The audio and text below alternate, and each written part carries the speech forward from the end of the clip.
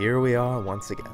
The year 2021 has come to a close, and it was, for the most part, an improvement from 2020. You know, small steps, baby steps, but we're getting there, The general vibe of things has certainly improved.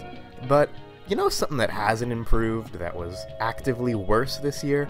We lost Mausspace, man! We lost Mausspace! That's it. After a long battle with forum cancer, it finally gave in and was deleted at the beginning of 2021. So for those of you who don't know, Mausspace, as the mouse in the title might imply, was a place for fans of John Mouse to talk, and as the MySpace reference in the title might imply, it was founded in 2006 by a group of a couple John Mouse fans who wanted to discuss their music tastes with other fans of his music, back when forums were still a thing that people actually used. And through the years, this website expanded. It expanded to an REL Pink group and some subgroups for other related acts, and became this great haven for fans of this small subset of indie music. And it was a very beautiful thing that was going on. It was where I was first introduced to this great community, and it was very sad to finally see it go this year. So, in this video, I would like to celebrate some of my favorite memories from Mausspace, some of my favorite things, or just the most interesting things I remember happening on the site. So this first thing happened long before I joined, but even after it initially happened, it was kind of this big piece of the website's lore. You guys may have seen these pins recently when Stevie posted a picture of a couple of them. They were pins saying things like, "REL Pink smoked all my herb." They come from a line of fan merch called "REL Pink ruined my life."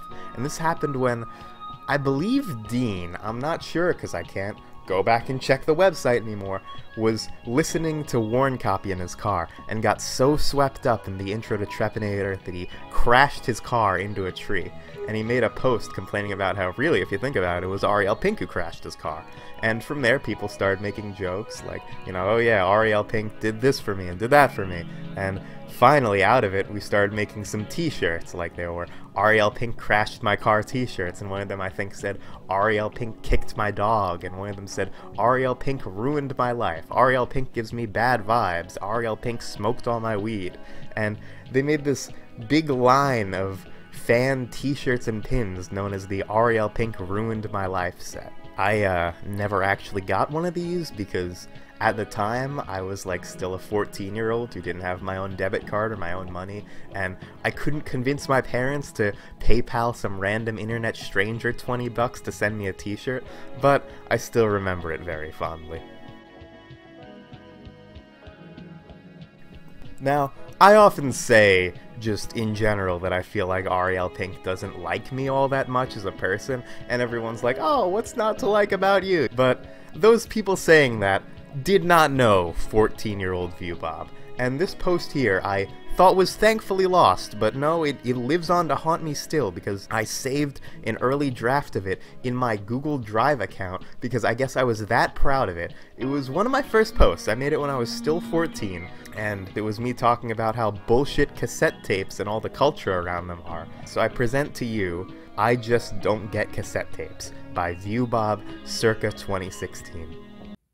Hello there, Mausspace. I understand that some of you here are big tape heads, and this may seem a bit controversial, but I don't care. I'm gonna say it anyway. I just don't like tapes. Frankly, I can't see the appeal of cassette tapes unless you're someone who has nostalgia for them, or has already poured a bunch of money into collecting cassette tapes, something that I know I will never pour any of my money into in my entire life.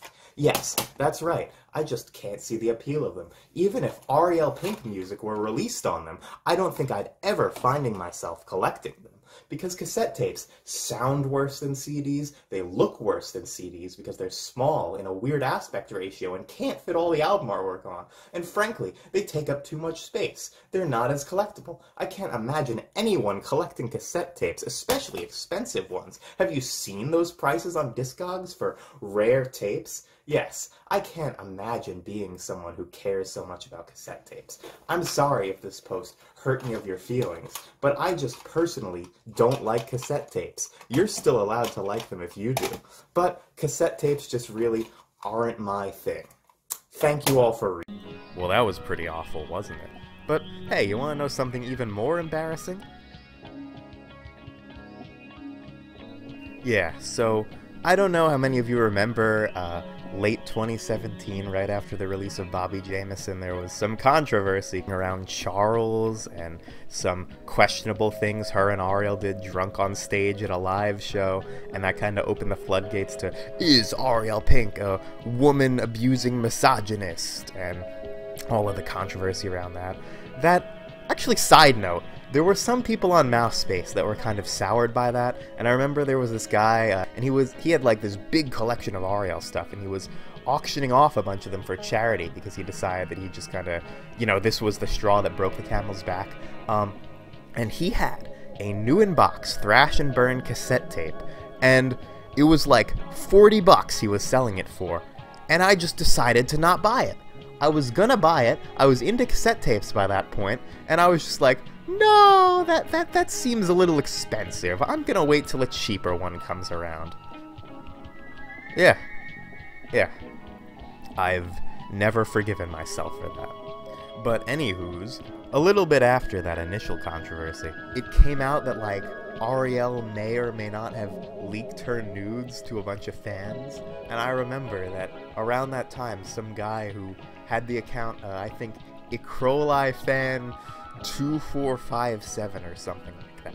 He made like a bunch of DMs to random people around the site who were like known as Ariel Pink superfans, including me. I got one, asking if we had Charles's nudes, and he was like pleading, man. He was like, she's just the most beautiful person I've ever seen. It would really make my day if you could send them to me.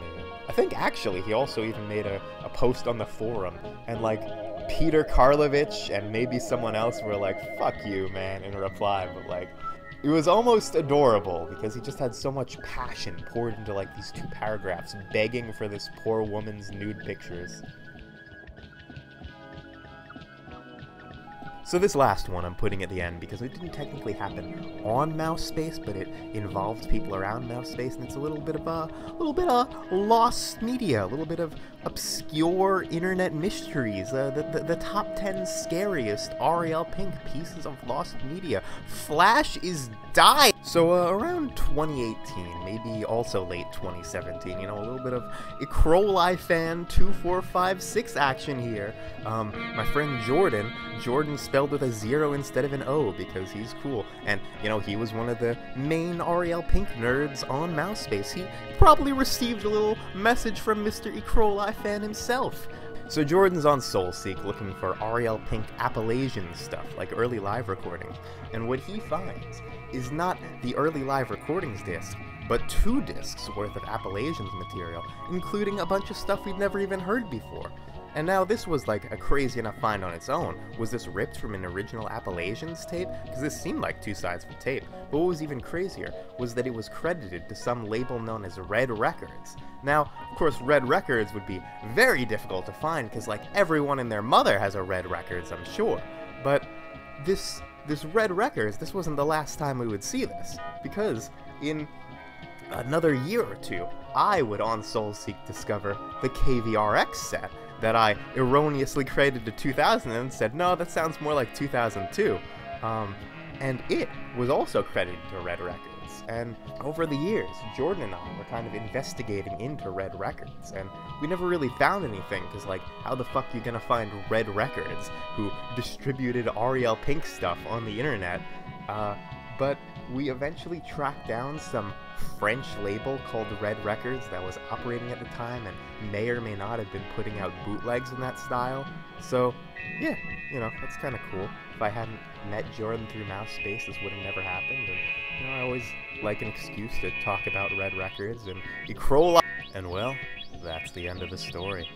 I wish I had more to tell you. I wish I remembered more stories from Mausspace, but sadly it's gone. I can't even look into any more of it. It certainly is a bit sad looking back on Mausspace today, especially considering these people really raised me for a time. They kind of made me into who I am today, and they were my second family in a time when I really had no one else in this world. I considered so many of these people some of my closest friends, not even just online, and I'm still friends with some people I met on Mausspace. So seeing Mausspace's fiery demise was all the more saddening. Seeing some of these people I had considered my second family, my second set of parents, politically angry, using terms like cringe and boomer, and saying things like, "Oh, that's just not it, Chief," made me want to backflip out a fucking window. But nothing good lasts forever, and it's important to remember that sometimes. But, on the inverse, nothing bad lasts forever either. And I think that as humans and just as decent people, it's all of our duties to create good things going forward when the previous good things have fallen. And I know it can sometimes be a bit scary and uncertain going into a new year, but like, hey, as Ariel Pink fans, it can't be worse than the start of 2021. It just can't. I'd like to say we've seen it all. God forbid something worse happens, but I'd like to say we've seen it all. Thank you all for supporting me in my dumb, stupid, dumb YouTube videos this past year, and I hope everyone's 2022 is amazing. Have a good night, you guys.